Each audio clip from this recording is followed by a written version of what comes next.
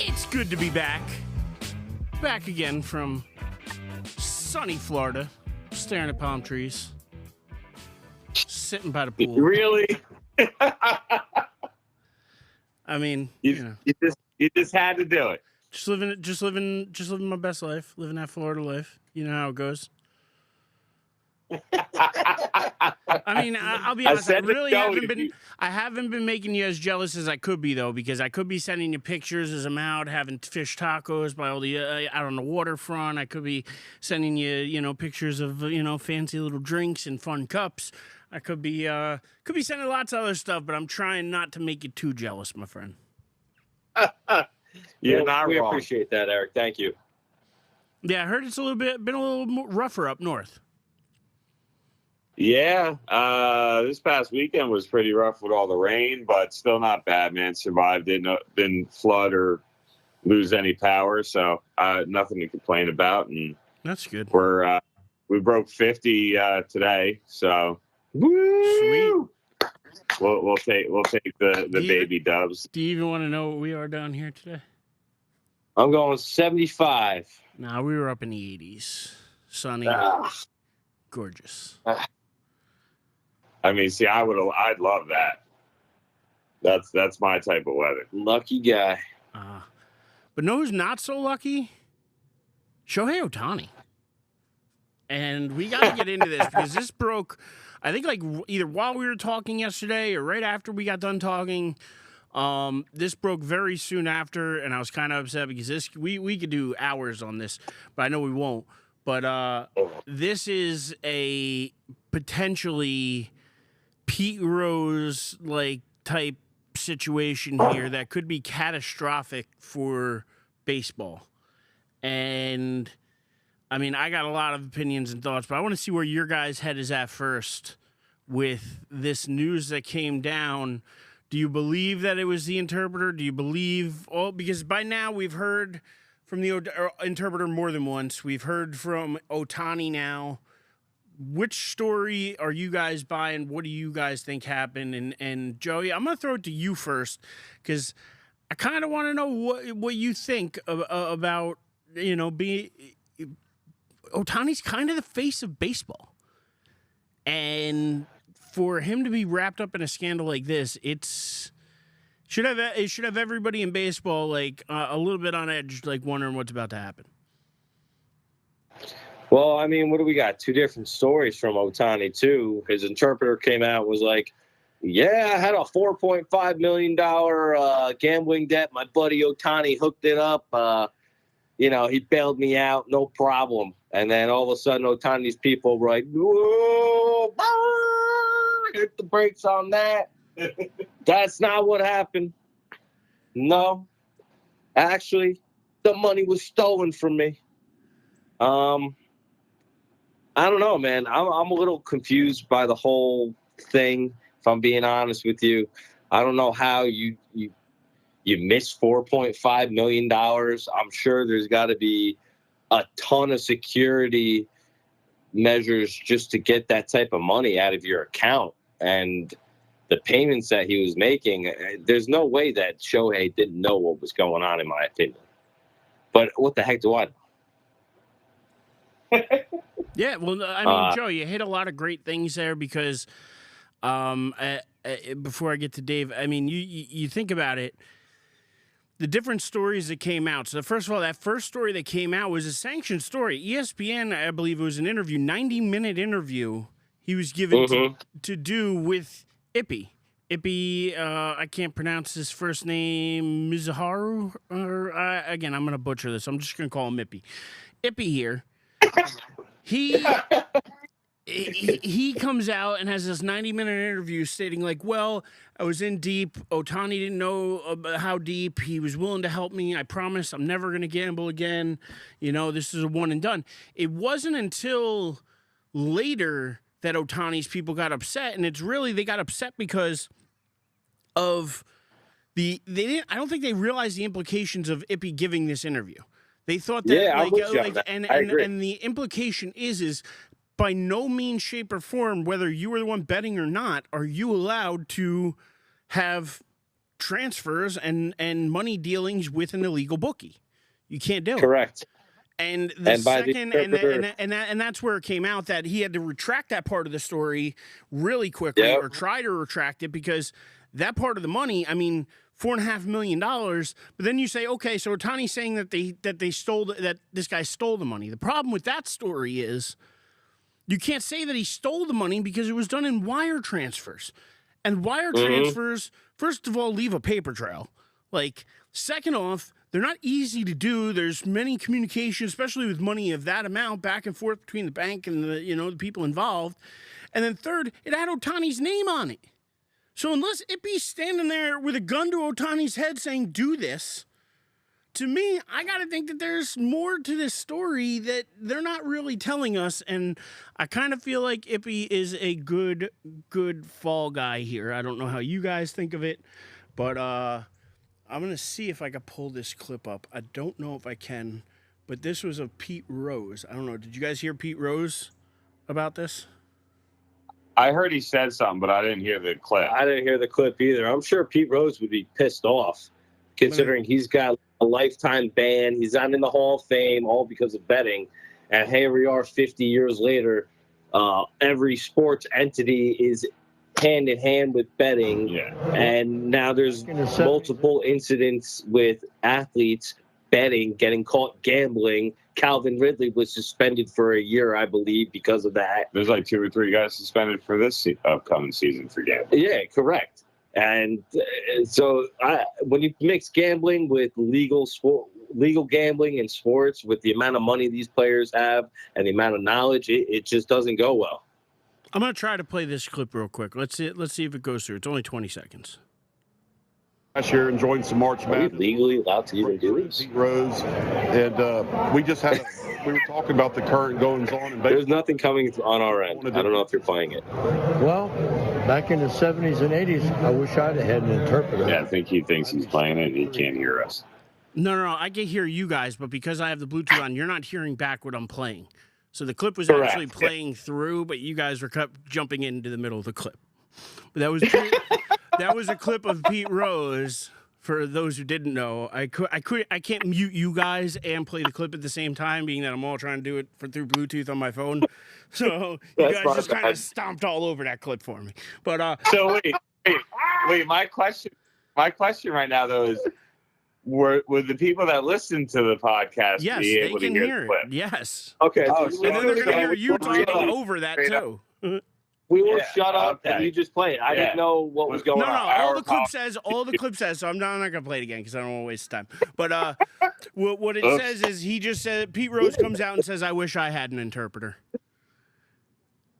Oh damn!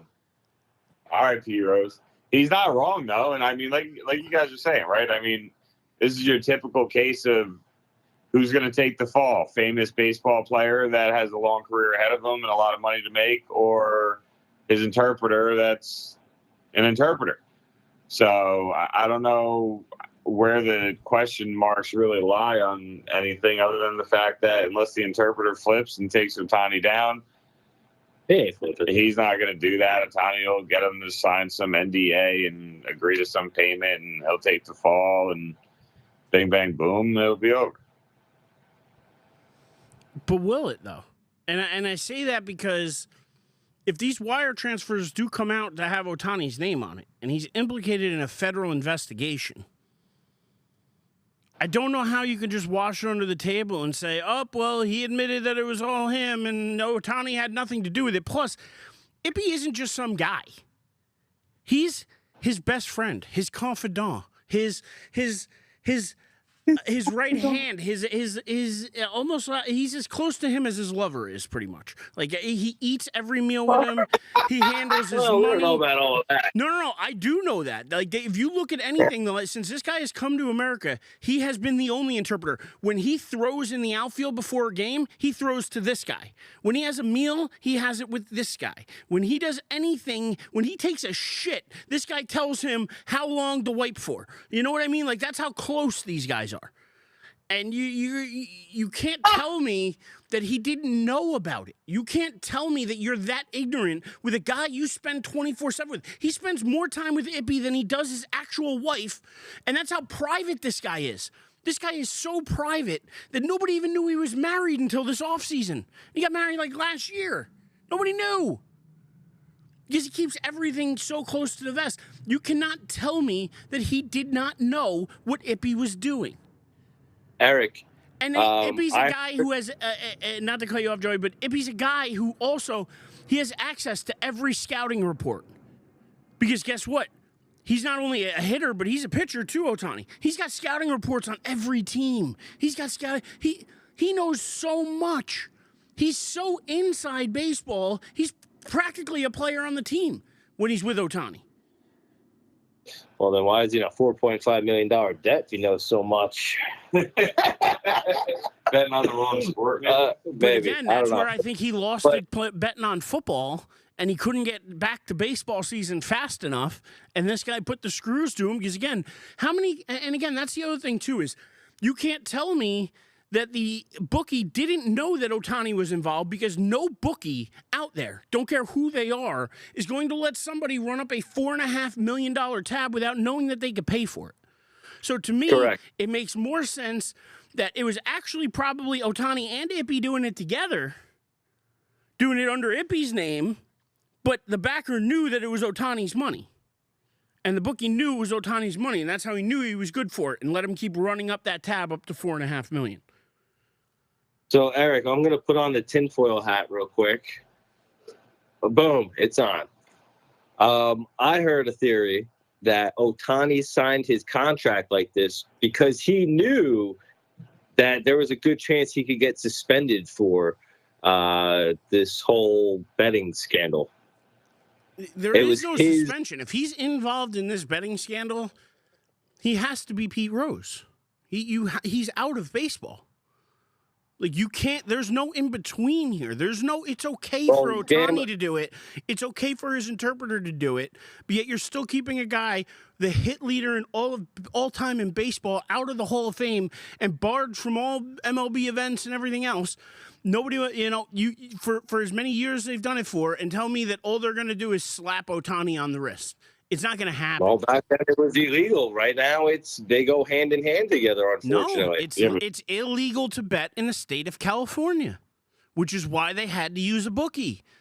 It's illegal. He did it illegally. He paid an illegal bookie. This isn't legal. This isn't New Jersey we're talking about. I didn't know Vegas. California was illegal not to bet. Nope, California is illegal, and that is where this bookie was booking out of. Well, I mean, and Rose wasn't even a player anymore. Rose was a manager, and you're going to tell me he gets barred for life. And Ohtani's going to say, "Oh, well, I didn't bet on baseball." How do we know that? In the course of how many years now have you been doing this? You're going to tell me never once you were tempted to bet on baseball? Never once did you bet on baseball?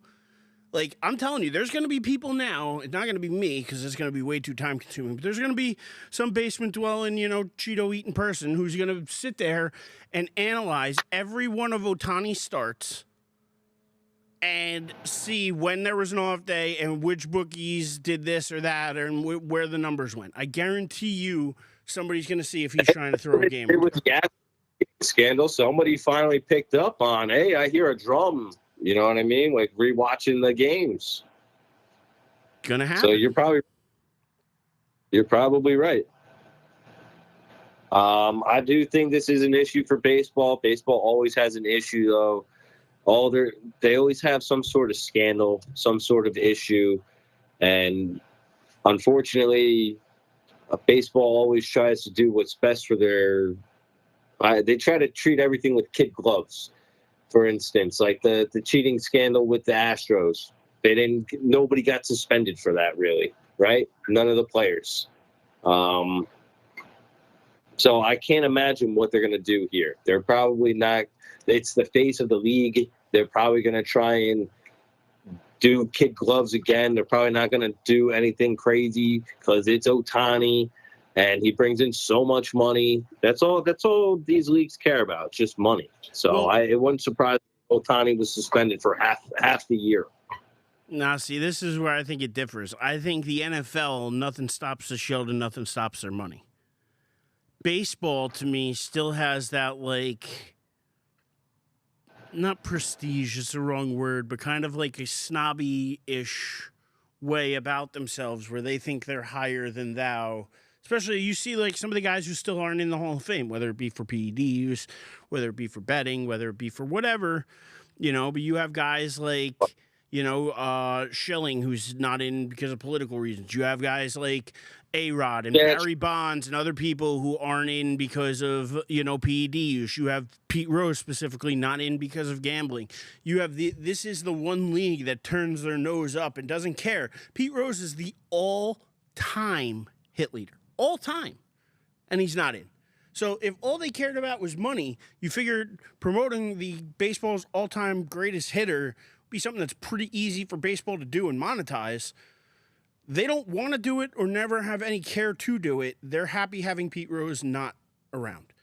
And that's where, to me, it differs. If this was football, I would be 100% on board with you saying that they're just going to find a way to sweep this under the rug and keep the money coming in. I just think that there's too many players nowadays. Ohtani's starting to reach that age 30-ish or whatever. Got a lot of years left. But at the same time, if this scandal goes a certain way, I could totally see baseball just cutting ties with him. And it would, to me, be pretty easy to do because he just signed this contract. It'd be probably pretty easy to get out from under it if baseball had to. Especially if this scandal went that way. So I think that it's all going to depend on, I think, what the FBI finds and what everybody finds. But if they don't find something credible and they try to sweep this under the rug, you better believe I'm going to have my tinfoil hat on here right there with you, Joey, and I'm going to be screaming from the rooftops how this shit looks off. Because to me, this is one of the biggest scandals in sports history. You have the biggest player in baseball with the biggest contract in baseball doing the one thing that you can't do in baseball. Like, people come back from PEDs better than come back from gambling. Like, Pete Rose never came back. Ohtani may never come back either. They're allowing him to play right now, and I, to be honest, don't know why, other than just because the investigation isn't done yet and everybody's, innocent until proven guilty. I get that, but at the same time, this guy's not long for the baseball world if this stuff comes out to be true. That's what I think it boils down to, right? If it comes out to be true, yeah, I think he's out the league. I'm sure there's some kind of clause. If you're literally banned from baseball, you don't get the money you were guaranteed. I don't think that's a hard sell for an ownership group or general manager to sell to a player's agent. So you got to figure there's some kind of clause in his contract that states something along those lines. He also has a clause in the contract about if he gets fired, he can get out for after that season. So, I mean, technically, he's got an out himself because they did fire Ippy. Yeah. So, I mean, honestly, when you really think about it, like, if it comes out to be true, yeah, he's fucked. But if they can't find any evidence and this story trails, I mean, I wouldn't be surprised if you're not talking about this story in 3 months. Like, it could go either way. I don't think you're wrong. If his name is on the wire, though, how do you justify it? How do you justify him paying a bookie? I don't justify it, Eric. What I'm saying is, if they are not finding evidence, that people are just going to stop talking about this. They're not even going to care anymore. Pete Rose will probably bring it back up, but I don't see a lot of people. If this is something that just gets, I don't want to say swept under the carpet, but while they're trying to find proof, I mean, that could take a long time. And if it does, you're not going to be talking about this in a couple months. But see, this is where, to me, it depends on how much the bookie's going to sing. Because if the bookie wants to, the bookie could sing and tell him the whole story of the great Ippy Ohtani, gambling, mayhem that went on. But that's where the evidence will come. But to me, the evidence is kind of already piling up. If it's already coming out that Ohtani's name is on the wires, and it's already coming out that, he did know about it and paid this off to, help his friend, as the way the first story went, which I think is the most credible story. Because if you told me that, my best friend was in, peril, and I had the ability to try to help him the way Ohtani has the ability to help his friend, I can't say I wouldn't try to help my friend. So I understand where Ohtani's coming from if that's the story that's true. But again, the story's changed so many times, I don't know what's true anymore and who to believe. And Ohtani with this new interpreter, which the other thing that really bothers me about Ohtani, and I want to see if it bothers you guys. This guy, he can speak English pretty well. Like, not terribly. Like, he's not bad at it. But yet you never hear him speaking English. Why? Why? You play here in America. I get that you want to relate to the people in Japan.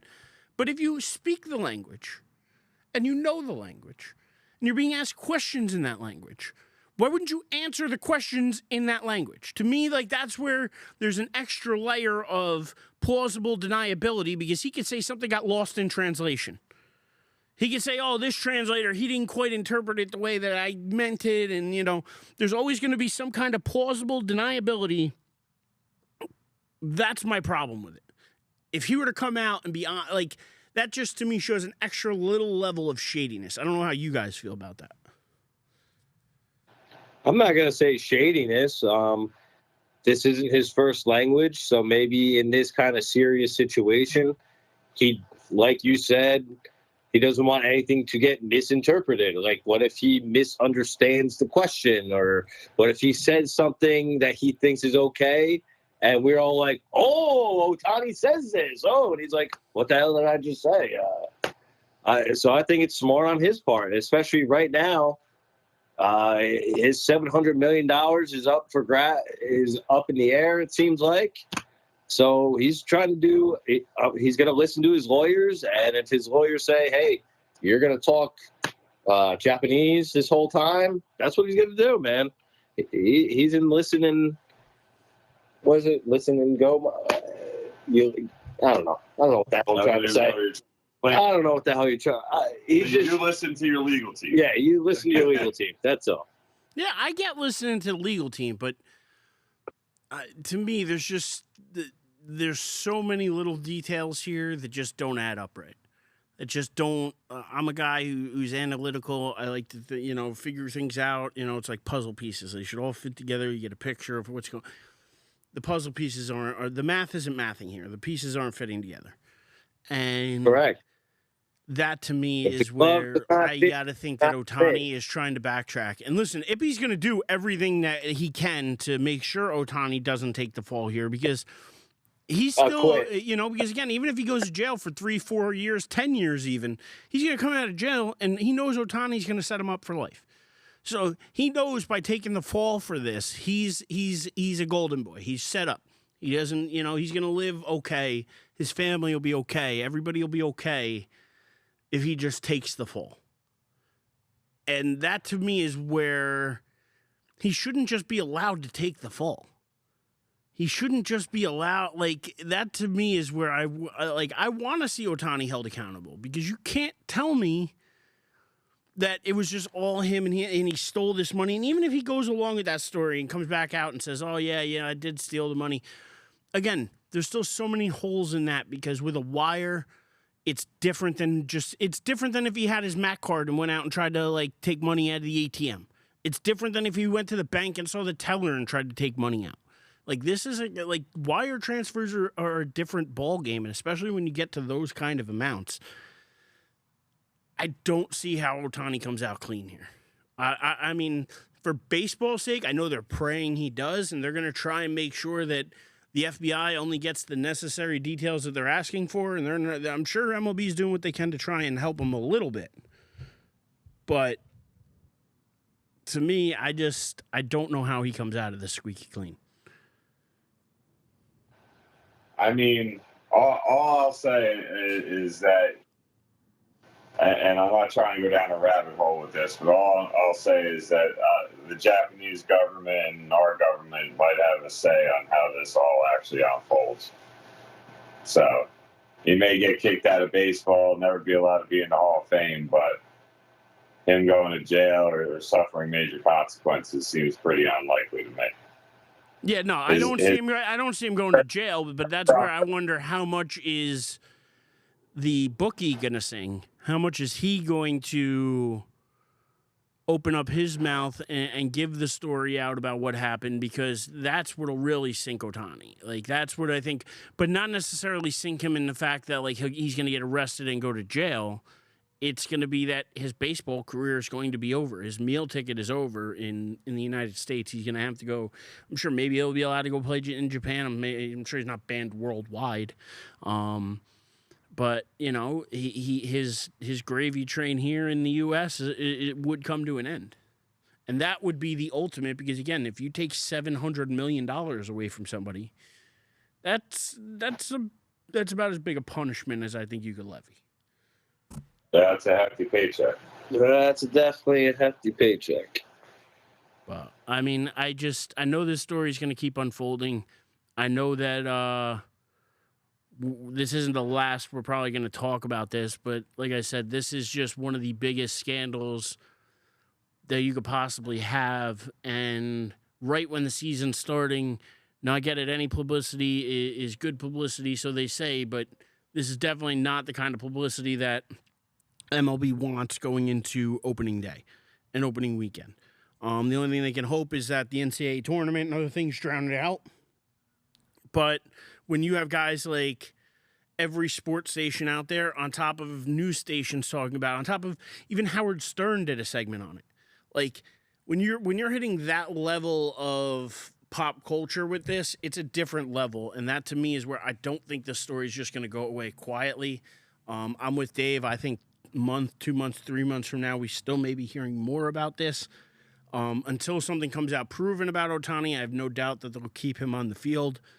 And I know Ippy will try to do everything he can to take as much of the fall as he can, but there's just too many holes in this story. It's you know, it's not good, and it's not good for baseball, and not good with opening weekend coming up.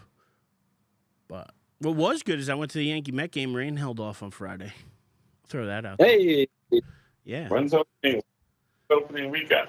Opening weekend is this week, actually. The Yankees start on Thursday in Houston against the Astros. And, yeah. So it's this week. Wasn't there a regular season game played already in a different country?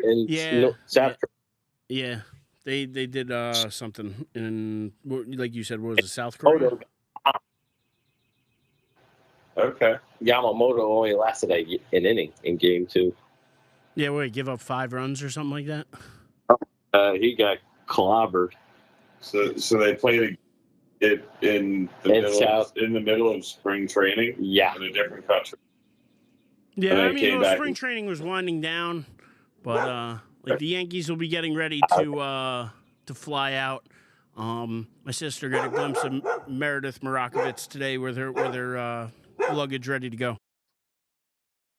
Did you see that the Yanks lost to Trevor Bauer, Robinson Cano, and Mexico Los Diablos, or whatever they're called? Yeah, well, the Mexican or the Mexico's Robles. cartel team, whatever they did, the ringer team. Yeah.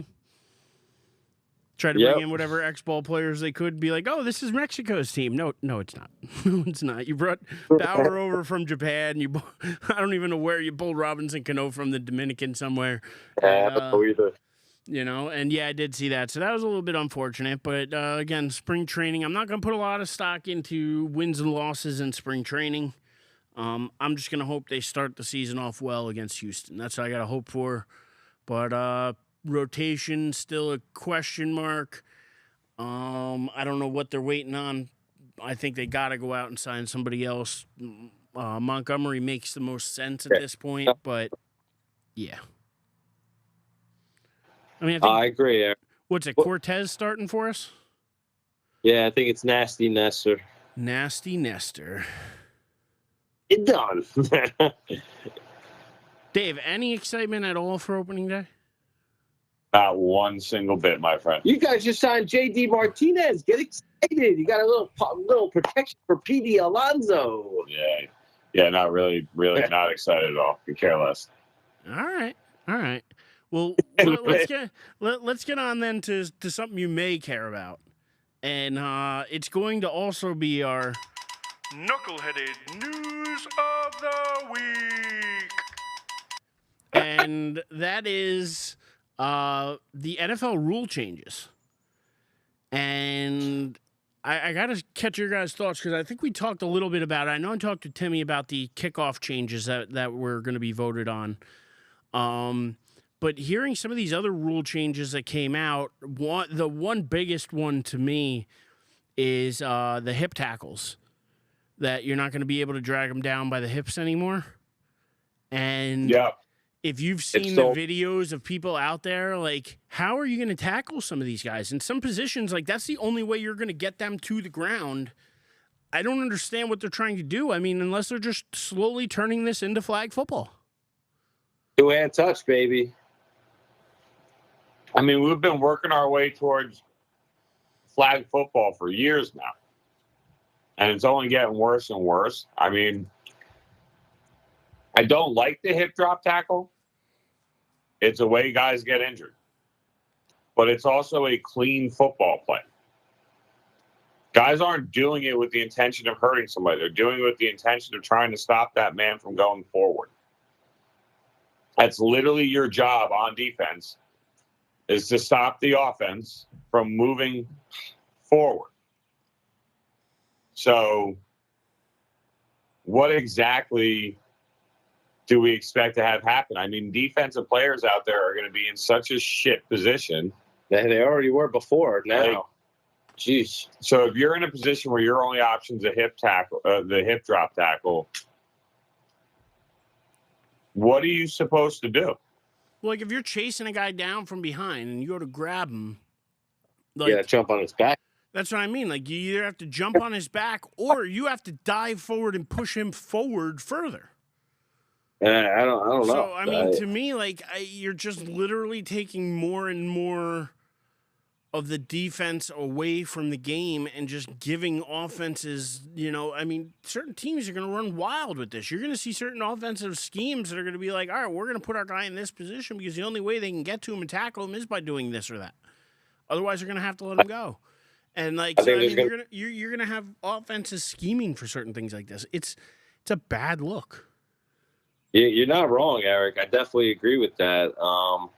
And I think there's going to be a lot of penalties this year too. So the refs are, implementing the rules more. So the players understand, like, hey, we're going to call it if you guys are going to do it. This could be a tough year for defenses this year. It really could be. Well, I mean, if they don't call it, right, the other option is that the player does it, the ref doesn't call a penalty, but then the player gets a fine later that week. So no matter what, the defensive player is just screwed. And I think I think you can also challenge some penalties now, I think, right? Or within 2 minutes or something? Not that I've seen. That. Or maybe that's something that they're talking about for the future. But I have heard that being bantered around. That's like, there's enough reasons that they can slow down the game. Like, we can do better, people. That's ridiculous.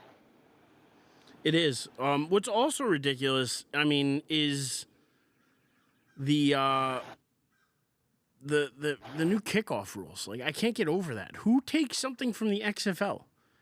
The XFL has never done anything better than the NFL, really. Other than the nickname jerseys when they had, like, he hate me and stuff. Like, it's about the only thing that the XFL has ever done that was more entertaining than the actual NFL. But to steal this kickoff regime from them, I mean, is just absurd. Where you got now your guys are going to start on the 40-yard line, but you're still kicking from the same position. And yeah. Here, I'll read it to you. During the 2024 season, I'm going to read it verbatim. Kickers will continue to kick from the 35-yard line, but the other 10 players from the kickoff team will line up at the receiving team's 40-yard line. At least 9 members of the return team will line up in the setup zone between the 35 and 30-yard line. Up to 2 returners can line up in the landing zone between the goal line and the 20-yard line. No one other than the kicker and returner can move until the ball hits the ground or the player inside of the land or hits a player inside the landing zone. Touchbacks will be marked at the 30-yard line. No fair catches will be allowed.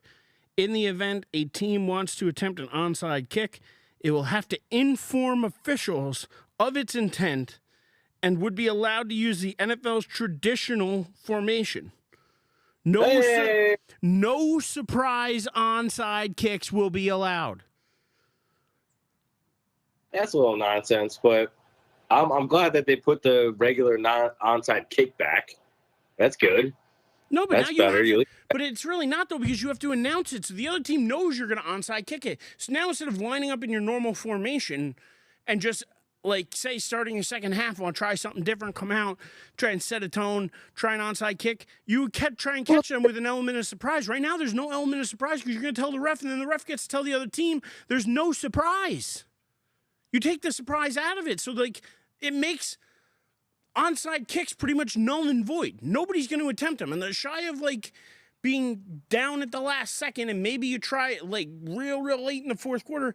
But I want to say, I bet you that the amount of onside kicks is going to drop by 80 to 90%. Easily. Because why attempt them? You're going to have to inform the other team there's no element of surprise in that. I mean, how many onside kicks are there really performed during the season? But enough. I mean, there's a handful, maybe. But now you're not even going to have that handful. You're literally taking that out of the game. Who cares? To me, this is a bullshit rule. I mean, come on. You're going to have guys line up at the 40, and this guy's inside the 20. And they say it's going to lead to 80% of balls being returned from the kickoff. I don't buy it. I wish they would try to stop selling it. It's a total bullshit. They're just, again, trying to take more hitting out of the game. By moving the players closer together, it's less of a collision. It's less of a this, that. Again, we've talked about this for years. The shit they're doing in the name of player safety isn't player safety. But I'm sorry. I love the kickoff rule.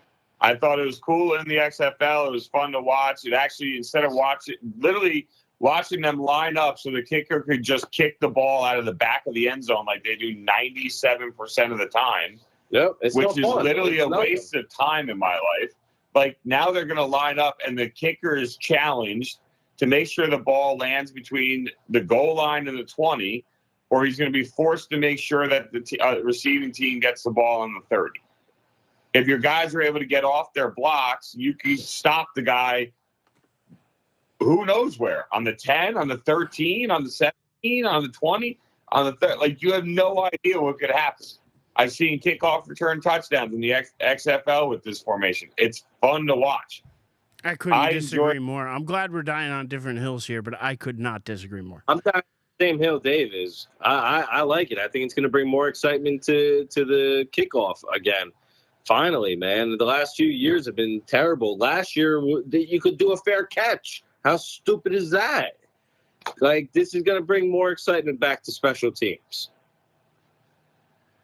I disagree. To me, it takes the element out of it. To me, I'm not watching the game of football to watch a place kicker put the ball inside the 10 or the 20.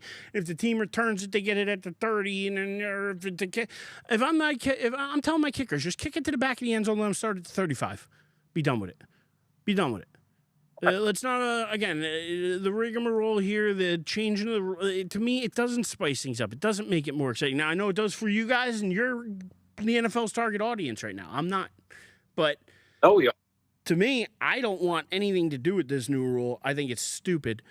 And I just don't see how it brings more excitement to the game. To me, it's just, can my kicker put it inside? Again, if he's a professional kicker, he should be able to do that most of the time. But I'm just going to tell them, kick it away. Why even risk it? If we're not trying to get anybody injured on the play anyway, kick it through the end zone, let them start in 35, let our defense do its thing. Boom, done with it. Don't got to worry about any kind of special sauce. I don't got to worry about any kind of, return game trickery or whatever nonsense the XFL does. I don't want to worry about any of that. Kicking it right through the end zone. But the guy take one to the house. He'll change his mind about this. What? Eric, I honestly will be shocked if you don't like this rule by the end of next season. But you were shocked on the way I thought about Brian Burns, too. I'm telling you, you guys, I don't know. You think you know me, but I'm just telling you, between this and Brian Burns, I am not having a good NFL offseason.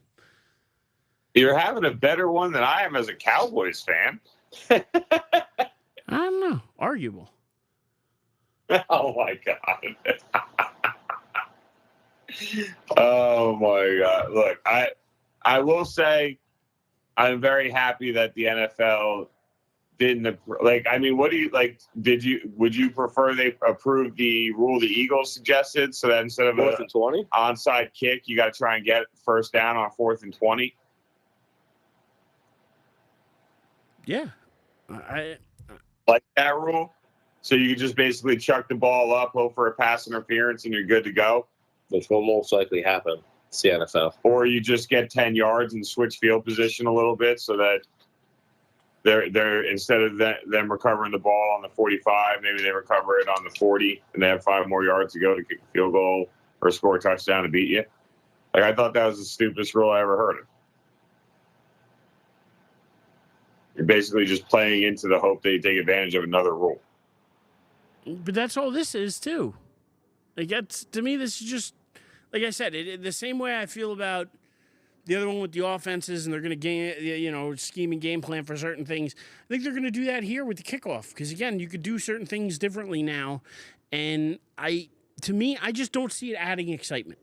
I don't see it bringing back the great returners. I don't see a new Devin Hester showing up. I don't see a new great return man, and the return of the special, the specialty special teamer. I don't think that day is coming back even with this rule change. Yeah, we're definitely dying on a different hill on this one because I literally think the exact opposite of everything you just said. Same. All right, we're going to have to see if more kicks do get returned for touchdowns, if it does make things more exciting. But I just have a feeling that this is another short-lived experiment, and in a year or two they'll tweak it some more. But another rule change that happened was they're now allowing teams a third challenge after one. So now it used to be if you had two challenges, you had to be successful in both. If you were successful in both challenges, you got a third challenge. They're now changing the rule to allow teams to receive a third challenge after one successful challenge. I don't know how I feel about that. So wait, so if they get their first challenge right, they get another challenge, but if they get it wrong, they only have one left. Am I interpreting? No, right away? Allowed teams have a third challenge after one successful challenge. So if either of your first two challenges are successful, you would get a third. I mean, either way, I think it's stupid, but that makes it even stupider to me. Like, 2 challenges is enough. It's worked. We're fine. That game stops more freaking times than we can count already. Like, do we really need to do that again? See, I'm in favor of if you got it right, you get another one. You get it right again, get another one. You get as many as you get until you get it wrong. Just because, what the hell, you got it right. Yeah, but if you're going to do that, then just have them have one challenge. Don't even give them 2 to start. I don't even think they should even have any. Everything, all the penalties and everything should come from the eye in the sky, like in college. Well, I mean, considering 900 cameras at every freaking game, I won't argue with that. It would make the game more smoother anyway. But no, I think that's a little weird that they would just give a third challenge just because you get one correct. So I'm with you guys. That's a little weird, but I'm all for, hey, you get one right, get another one. Get that one right, get another one. Go until you die. So you're basically playing Russian roulette with your challenges. One wrong and then you're done. It's over. I think I'm down for that idea, Joey. I kind of like it because it means that you got to be right. It means you got to be right. So if you're going to challenge something, you don't just challenge it frivolously. You believe in your heart of hearts that you're right. And, listen, Correct. I'm down for that. And then if you win that one, you get another one. You win that one, you can get another one. But if you lose, then you're out. You get no more. What you done? Yeah. I kind of like that. I do too, because then at least if you keep picking up on their mistakes and they keep correcting them, then obviously they need to be corrected. So, but if you start blaming them for shit that didn't need to be corrected, then all of a sudden now it's a little different. Wow, I did not expect to hear that from you, Eric. All right. I'm like patting myself on the back. I love it, Joey. I love it. That's the best idea I've heard. Why don't somebody should be proposing that to the NFL? So this stupid rule change. Then there was one more that I mean, this one to me is a little bit. I'm trying to wrap my head around it because the words here are confusing me. So I'm gonna give it my best chipmunk here, and I'm gonna try and read you guys this third rule change. Let's see how we do. If there is a double foul during a down in which a change or changes of possession, including if one of the fouls is a post-possession foul by a team during a scrimmage kick, the team last gaining possession will keep the ball after enforcement for its foul, provided it did not foul before last gaining possession. Huh? I'm a little confused. What the fuck? What you threw in kicking, I was like, wait, what the fuck? What is happening right now? All right, So I'm gonna try to read this one more time in normal voice for you, because again, I've read this 5 times. I'm still confused by it. So let's see. Let's see if we can break this one down real quick. On its own. We're going to go slow. We're gonna go real slow. If there is a double foul during a down in which there is a change or changes of possession, so we'll start there. Okay. So there's a double foul. Eric. Yeah. Take a piece, right? So on one play, you get a holding and a pass interference and an interception. Okay. Okay. Double foul. Yeah, with a change of possession. Okay. So, okay. So there we go. So we got the first part down. So after that, it says, including if one of the fouls is a post-possession foul by a team during a scrimmage kick. So yes, a taunting or some kind of extracurricular after the play. What the fuck is a scrimmage kick? I'm guessing that means a punt or any kind of kick. Any kind of kick from the line of scrimmage, I'm guessing. Okay. Oh, yeah. Field goal, punt, kick. Okay. Okay. The team that last gaining possession will keep the ball after enforcement for its foul, provided it did not foul before last gaining possession. Go one more time with that. Okay, so we're past scrimmage kick. We understand that it can happen during a scrimmage kick too. The team last gaining possession will keep the ball after enforcement for its foul. So after the foul, they're still going to keep the ball. So whoever was receiving the ball or gaining possession is still going to keep possession after the foul, it seems like. Is that what you guys interpret? So they're keeping the ball, but so when you get a double foul, it offsets the play and you replay the down. This sounds like if you get a double foul, the team that gained possession of the ball will keep the ball, but their penalty will be enforced on their possession. Okay, so now we take it to this last part here. Provided it did not foul before last gaining possession. So that means I'm guessing on a kickoff, if you were to kick the ball off and there's holding while the ball is, say, in the air, and before they catch it or fair catch it or whatever, then I don't know. I'm losing. So I got you. Pick me up here. So the team that is getting the ball and would have the penalty enforced on them instead of offsetting the play, right? Mm-hmm. The team that gets the ball, their penalty could not have taken place before they got the ball. Yes. Ding, ding, That- ding. Yeah. Okay. All right. Dave.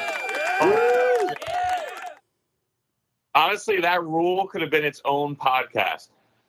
I'm not kidding, right? That was hard to even read. That's crazy. That is going to get that is going to get messed up several times this year. So basically, they're no longer replaying the down. Yes. Okay. So instead of offsetting penalties, replay the down. The team that possesses the ball, that is getting the possession of the ball, keeps the ball, but their penalty is enforced on them, unless the penalty that they committed took place before they received the ball. Then the team that gave up the ball will keep the ball, and I think they get their penalty enforced on them. Do you think the owners just don't really? They're just like, yeah, pass it. All right, next one. Let's go. This is fucking Like, I don't understand all that. Yes, that was like frustrating. Like literally, like I want to like call my senator and complain. Like that was frustrating. 2 months. That was All right, well, that was a lot. Yeah. But all those rule changes are coming for this upcoming season, by the way. So let's get ready for that. Well, we look forward to the kickoff rule, and anything I can do to make your Florida experience a little more annoying, just because I'm jealous as all hell that you're there and I'm here. Well, I mean, is anybody else jealous I'm here? I mean, I don't know how you guys feel about the NCAA tournament so far, but I feel like a few of those guys would much rather be here than some of the losses they took. And even mine, I mean, talking last week with you guys, I was really going to push hard for Kentucky. Kentucky gets knocked out in the first round, probably the biggest upset of the first round for most people. All 4 number 1 seeds still in, so our poll question, which number 1 seed will get knocked out first, is still up and still available. But yeah. I mean, that big kid on Purdue is something. Eating. He is just eating things right now. Like, I mean, double his the round of 64 game. I think he put up 30 points and like 22 rebounds or something. Followed that up with 20-something points and 10+ rebounds. Utah, they had a scare obviously against Texas A&M. UNC's looked pretty good. Duke looked really good in their second game. There's been a lot of really good games, but I'm going to keep pulling for UNC because that's the team I actually want to see win. So I'm going to keep pulling for UNC, but I definitely think there are there's some really good teams. I mean, North Carolina State. I mean, after winning 5 in a row to win the ACC tournament, now won back-to-back games to get to the Sweet 16. They're playing with some special momentum right now, and we always say, right, what's the most important thing in sports? Get hot when it matters the most, and try to carry that momentum into your playoffs or your tournament, or whatever you want to call it. And also with this tournament, it seems like a lot of the better teams are senior-led teams, and not a lot of these one-and-done players and things like that. So the tournament has changed. I mean, up until Kentucky, they were winning with all those one-and-done guys. That's what Calipari was making famous. And here we are. He hasn't won one in like 10 years, I think. Does he get fired? No. I don't think so, because he's still too close to the players. He still recruits well. They still have a good team year after year. So it's $30 million for the buyout. Oof. Yeah, and he gets snapped up by somebody in a heartbeat too.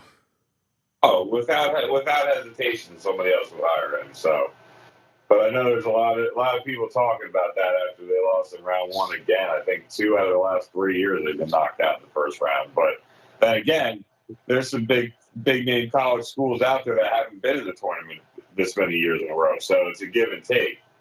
You know, it's disappointing to be knocked out in the first round, but it's even more disappointing not to make it. I remember last year, I didn't even pay attention to the tournament because UNC didn't make it. So yeah, but Calipari's there to win championships. He's not there just to make an appearance in the NCAA tournament. No, I but his agree. teams still have a chance to win. I mean, they got upset this year, but it's a one and done. I mean, so it's difficult to keep year after year being a national champion. So I just think the way he recruits, he's still young enough to be coaching. Like he gets snapped up again in a heartbeat. Kentucky, who else? My question would be, who are you bringing in? That'd be the question out there, because who's going to leave the job they're at now to come to Kentucky? I mean, you'll probably get some guys. You'll probably get a good list of guys, but are they going to be as good as Calipari? I love seeing Shaka Smart having success with Marquette. That's your boy, Shaka. I love Shaka Smart, man. Since VCU, yeah, that's your boy. Been a fan of him since those VCU run, Cinderella run that they had, 8, 9, 10, 20 years ago. Can't tell anymore. Good coaches are good coaches, and he's one of them. For that Kentucky job, I would imagine they would want someone like an NBA guy. I feel like they would need somebody like that. It'd have to be a big name guy. You're not even finding too many of them in the NBA anymore. A lot of guys, there aren't too many big name coaches in the NBA. What about the Bulls coach? Is it Billy Donovan? Billy Donovan eat a dick, so I'm all good with him leaving. And he had such success with the Gators. I mean, oh yeah, that was the Noah and Al Horford team. Yeah.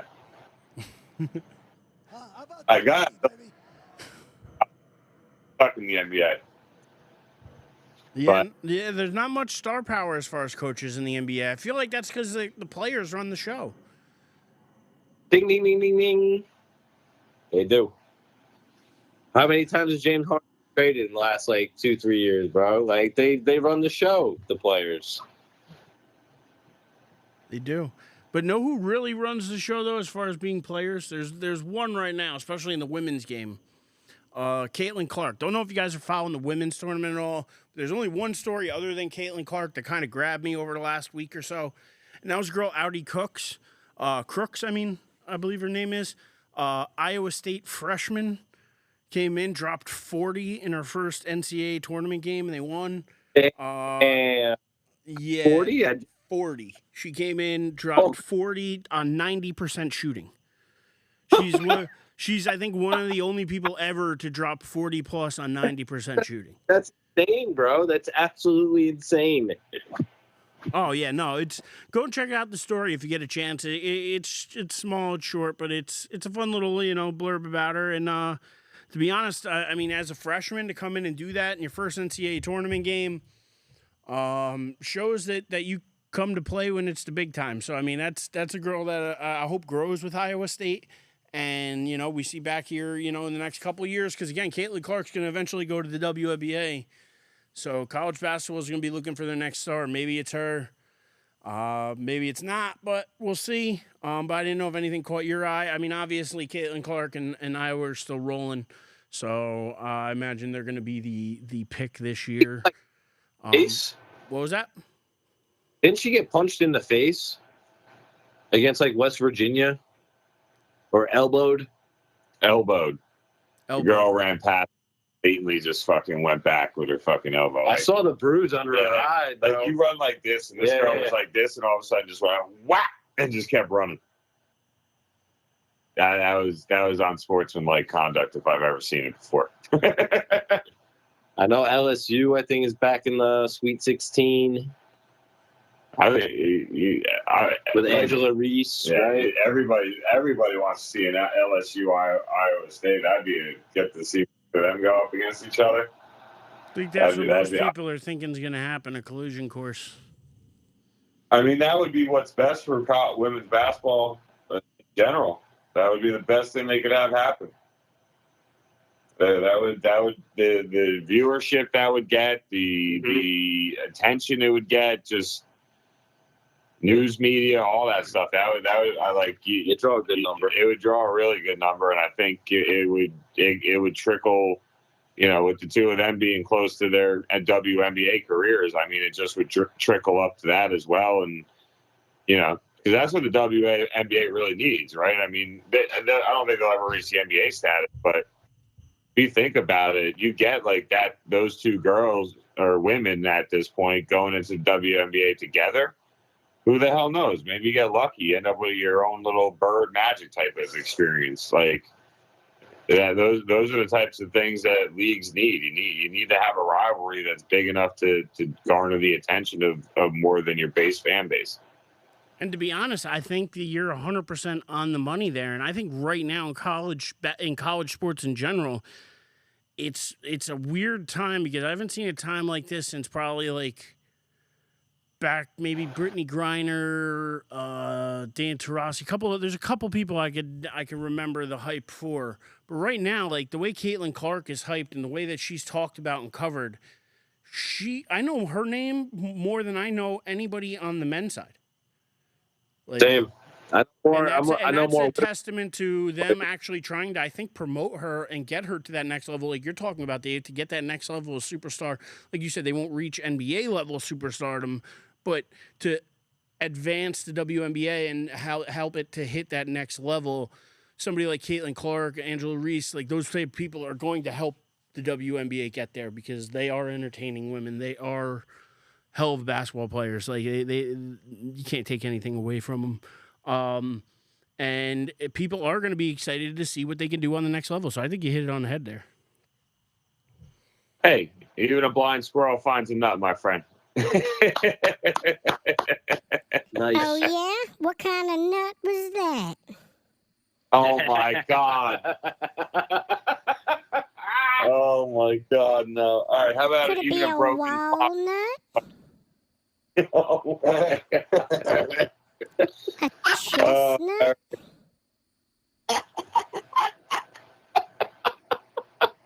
Maybe we're at a ball game and it's a peanut. Peanuts. You seriously need some help, my friend, but I love you. Stop it. Get some help. Exactly. And just like that, my friends, that's how. Oh my God. Well executed. And well executed. Well, on the advice of my our fourth co-host Louie here, who's got to take a run outside, I think it's a good time for us to tell him where you can find him. So, Dave, where can the kids find you? David Hastings 23 at X on X. I don't know how it works. David Hastings 23. X, And, Twitter, yeah. whatever you call it. For Twitter, yeah. At app. And you can find Joey, but he won't be able to find you. You can find him at Sports Zone Joey D on X. Good luck getting a response. You can find me at The Living Legend, of course, on X or on YouTube at Die on This Hill. Follow us on Spotify, Apple, YouTube. We're going to have more social media pages coming as well because our buddy Timmy is going to help me get some social media stuff up and make it a proper channel. But until then, you know, we want to make sure everybody's got an opinion and that you're not afraid to die on these hills with us. So, till next time, I love you guys. And Dave, Joey, we'll see you next week. Be good. Oh, I'll be good in the sunshine, my friend. And we won't step all over your clip next week. Oh, good, my friend. Listen. I wish I had an interpreter too.